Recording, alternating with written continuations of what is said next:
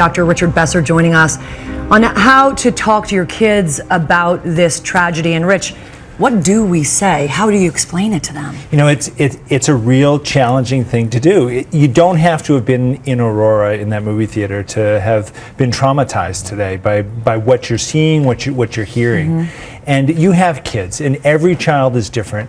A lot of it has to do with knowing your own child and knowing how they deal with information, as well as their age. So, you know, for the youngest kids, for preschool children or for children who are young school age, you want to shield them from this. They don't need to know about this. And so you don't want them to watch the coverage. You don't want them to go online onto computers. Okay. For older children, for school age kids, what they want to hear from you, they're going to look at you to see how you're reacting for a cue. And if you are all over the place on this, that's going to be how they process this. But if you're sad, if you're expressing appropriate emotion, they're going to see that it's okay to have some fear. It's okay to be worried about this. You want them to talk about it. You want to ask, how do you feel about this? And then it's so important to support their feelings. If your child says, I'm really scared, the worst thing you can do is say, well, there's no need to be scared. Right. It's like, you're scared, but here's what I'm doing as your mom. Here's what I'm doing as your dad to keep you safe. Yeah, my job is to keep you safe. And I can tell you that it is safe. And we're going to keep you safe. And they got the bad guy.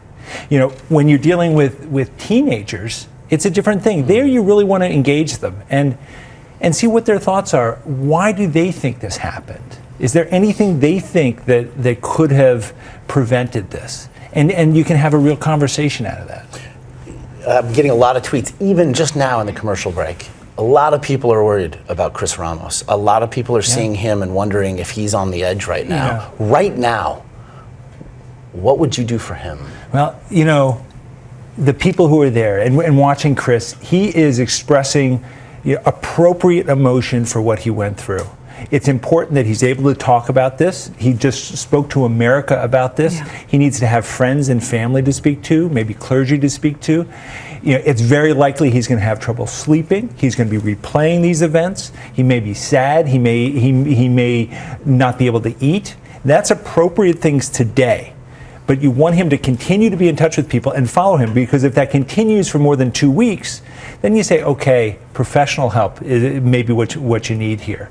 These people went through incredible trauma, and you know, fewer than half of people who experience this will have post-traumatic stress, but giving them the support right now can reduce that, can bring that way down. And it's affecting all of us. It's affecting us as a country. It is. You know, everyone who's seeing this is wondering, is it safe? You know, what's going on? And this is rare. More than 1 billion people go to the movies every year, and this does not happen. And so it has to be put into perspective.